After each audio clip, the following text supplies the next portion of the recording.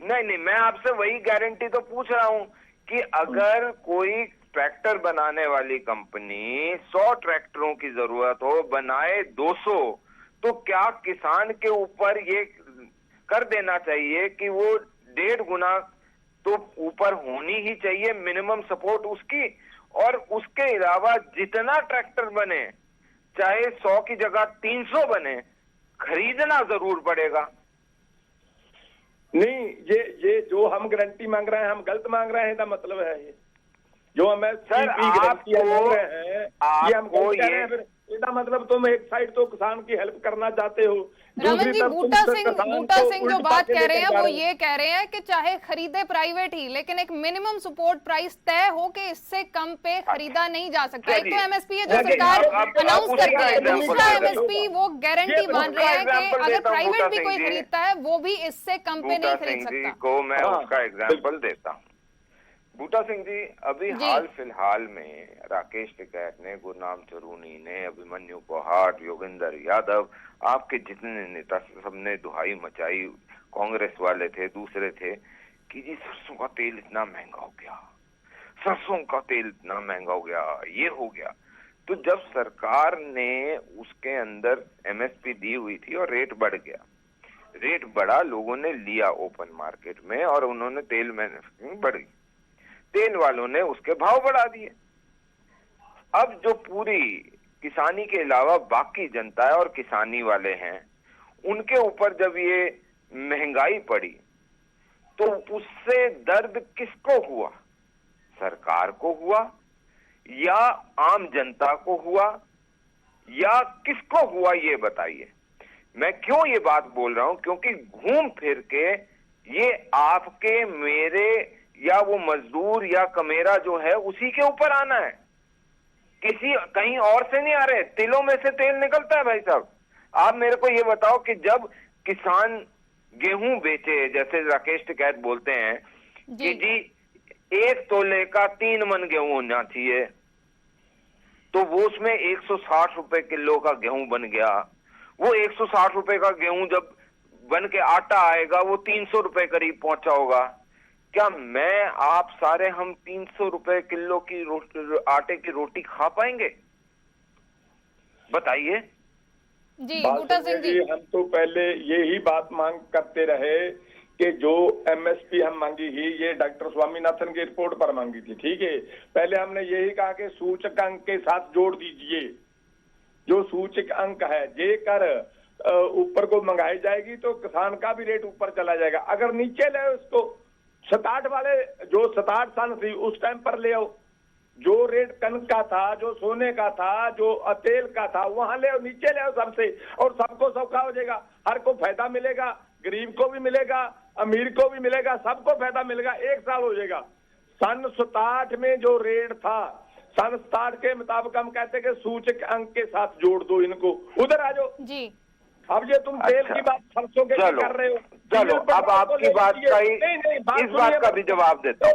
एक सरसों के तेल की बात छोड़िए, डीजल और पेट्रोल की बात लीजिए। जब मनमोहन सिंह प्रधानमंत्री हम किसी की सपोर्ट नहीं करते हैं, लेकिन एग्जाम्पल देते हैं, उस टाइम तुम्हारे सारे आगू कपड़े उतार कर उछल उछल कर बोल रहे थे कि इतना महंगाई हो गया, इतना महंगाई हो गया, कहां पेट्रोल चला गया, कहां डीजल चला गया, अब कहां सो गए तुम?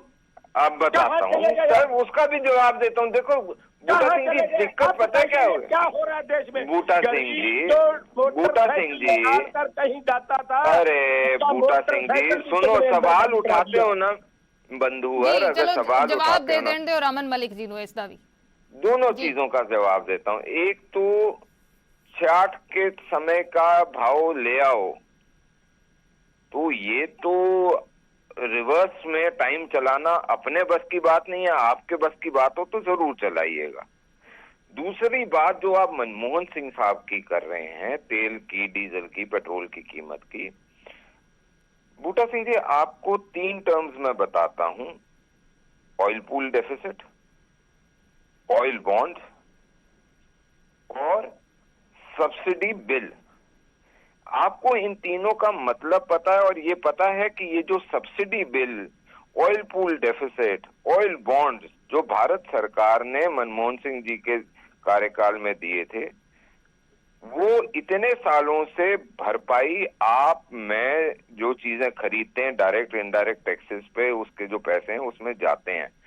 और अभी भी लगभग 1,26,000 करोड़ की देनदारी तो सिर्फ ऑयल बॉन्ड्स की बाकी है। आप मेरे को ये बताओ कि मैं आज तो आपको बोल दूं कि बूटा सिंह जी, मैं आपको रुपए की चीज 98 में दे रहा हूं, लेकिन साथ में जो आपका सांझे का पैसा हो उसमें 98 के ऊपर ब्याज लगा लगा के अगले 10 साल तक आपसे निकालता रहूं। आपको या आपके घर वालों को क्या मैं किसी तरीके का अच्छा काम कर रहा हूं उनके लिए? मैं उन्हें बर्बाद करने का काम कर रहा हूं। अगर आज ये चीजें ना हो तो बहुत सारी चीजें सुधर जाएं। दूसरी चीज आपको एक और चीज बता दूं, 14वें वित्त आयोग के बाद 42% केंद्र सरकार जो भी पैसा इकट्ठा करती है डायरेक्ट इनडायरेक्ट टैक्सेस का, वो 42% चले जाता है वापिस प्रदेश की सरकारों को। तो अगर 33-35 रुपए सरकार ले रही है और 42% तेल में से वापस दे रही है राज्य की सरकारों को, तो 18-20 रुपए जो है वो केंद्र सरकार के पास उसमें से टैक्स बचे। अब ये टैक्स जो है, क्या रोडों को फर्क नहीं पड़ा? क्या बिजली आने में फर्क नहीं पड़ा? बिजली की सप्लाई का, पानी का, बहुत सारी चीजों का बहुत कुछ हुआ है। देश के लिए क्या हुआ है ये भी आपको पता है।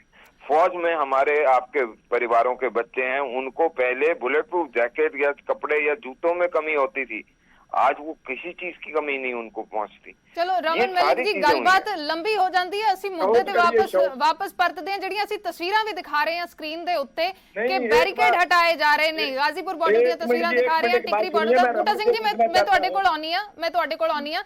ਬੈਰੀਕੇਡ ਹਟਾਏ ਜਾ ਰਹੇ ਨੇ, ਕੀ ਇਸ ਨੂੰ ਕਿਸ ਤਰੀਕੇ ਦੇ ਨਾਲ ਦੇਖ ਸਕਦੇ ਆ? 11 ਮਹੀਨੇ ਅੰਦੋਲਨ ਨੂੰ ਹੋ ਗਏ ਨੇ, ਇੱਕ ਪਾਸੇ ਗੱਲਬਾਤ ਰੁਕੀ ਹੋਈ ਸੀ, ਹੁਣ ਇਹ ਵੀ ਚਰਚਾਵਾਂ ਨੇ ਕਿ ਗੱਲਬਾਤ ਸ਼ਾਇਦ ਹੁਣ ਕਿਸੇ ਸਿਰੇ ਲੱਗੇਗੀ। ਕਿ ਇਸ ਨੂੰ ਵੀ ਇੱਕ ਸਿੰਬਲ ਦੇ ਤੌਰ ਤੇ ਦੇਖੀਏ ਕਿ ਹੁਣ ਰਾਹ ਖੁੱਲ ਰਹੇ ਨੇ ਤਾਂ ਸ਼ਾਇਦ ਗੱਲਬਾਤ ਦਾ ਰਾਹ ਵੀ खुलेगा। रमन जी, फिर मैं बूटा सिंह जी को आनी। गलबात के लिए, वार्तालाप के लिए, डिस्कशन के लिए, चेंजेस के लिए, सुझावों के लिए हमेशा दर खुला हुआ था, हमेशा खुला रहेगा। चाहे वो 25 लोग भी होंगे जो बोल रहे होंगे कि जी इसमें प्रॉब्लम है, तब भी खुला रहेगा। लेकिन ये हठ धर्मी अगर दिखाई जाएगी कि नहीं जी वापस लो, तो वापस तो होता नहीं भाई साहब।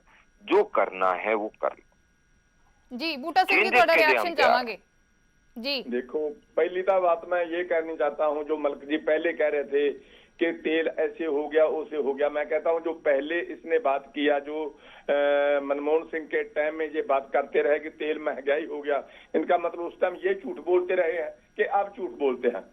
मलिक जी कौन झूठ बोल रहे हैं सर? जी जी, मुद्दे पे वापस आइए बूटा सिंह जी, मुद्दे पे वापस आइए। आपकी समझ थोड़ी कम है जी, मुद्दे पे वापस आइए। रमन जी, बूटा जी, ਜਿਹੜਾ ਮੁੱਦਾ ਅਸੀਂ ਚੁੱਕਿਆ ਹੋਇਆ ਹੈ ਕਿ ਬੈਰੀਕੇਡਸ ਹੁਣ ਹਟ ਰਹੇ ਨੇ ਤੇ ਗੱਲਬਾਤ ਦੇ ਮਸਲੇ ਤੇ ਰਮਨ ਮਲਿਕ ਜੀ ਫਿਰ ਦੁਹਰਾ ਰਹੇ ਨੇ ਕਿ ਗੱਲਬਾਤ ਦੇ ਰਾਹ ਖੁੱਲੇ ਨੇ ਸਾਡੇ ਵੱਲੋਂ, ਤੇ ਦੂਸਰਾ ਉਹ ਕਹਿ ਰਹੇ ਨੇ ਕਿ ਕਾਨੂੰਨ ਨਹੀਂ ਰੱਦ ਹੋਣੇ, ਕਾਨੂੰਨ ਰੱਦ ਹੋਣ ਦੀ ਸ਼ਰਤ ਛੱਡ ਦਿਓ, ਫਿਰ ਗੱਲਬਾਤ ਹੋ ਸਕਦੀ ਹੈ, ਚਾਹੇ ਬਾਅਦ ਚ ਵੀ ਗੱਲਾਂ ਬਾਤਾਂ ਕਰਦੇ ਰਹੋ।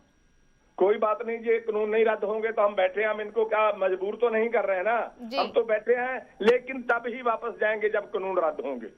बैठे हैं, शांतमय हमारा धरना है, शांतमय चलता रहेगा, ठीक है। ये बात हम कहते हैं कि जितनी देर कानून रद्द नहीं होगी उतनी देर वापस नहीं जाएंगे। बूटा सिंह जी, गलबात ਦਾ ਸੱਦਾ ਤਾਂ ਉਸ ਤਰੀਕੇ ਦੇ ਨਾਲ ਨਹੀਂ ਆਇਆ, ਲੇਕਿਨ ਕੈਪਟਨ ਅਮਰਿੰਦਰ ਸਿੰਘ ਨੇ ਵੀ ਇਹ ਜ਼ਿਕਰ ਕੀਤਾ ਸੀ ਕਿ ਬੈਕਡੋਰ ਦੇ ਜ਼ਰੀਏ ਕਾਫੀ ਜਿਹੜੀ ਗੱਲਬਾਤ ਹੈ ਉਹ ਚੱਲ ਰਹੀ ਹੈ। ਕੀ ਗੱਲਬਾਤ ਅਜਿਹੀ ਕੋਈ ਚੱਲ ਰਹੀ ਹੈ ਕਿ ਮਸਲਾ ਜਿਹੜਾ ਹੈ लगता है कि हुण नेड़े लगेगा?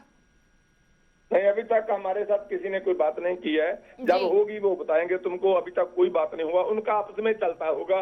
कल सुना था अखबारों के राही कि वहाँ कल गृह मंत्री को मिलने के लिए जा रहे हैं, कैसे होगा कैसे नहीं होगा वो जब सामने आएगी बात तो फिर उस पर भी हम बातचीत करेंगे। जी, जो गल तुसी कह रहे सी कि कानून नहीं रद्द होने, उस तो बिना गल होए। बूटा सिंह जी पहला भी कई बार न्यूज़ 18 ते कह चुके ने कि गलबात शुरू होए किसी कंडीशन ते असी भी नहीं रखते, तुसी भी ना रखो, तुसी भी ना कहो कि कानून रद्द नहीं होने फिर ही गलबात होएगी। पहला भी कई बार कह चुके ने, गलबात उत्थे ही है कि सद्दा तो सरकार दे वल्लों ही आएगा ना।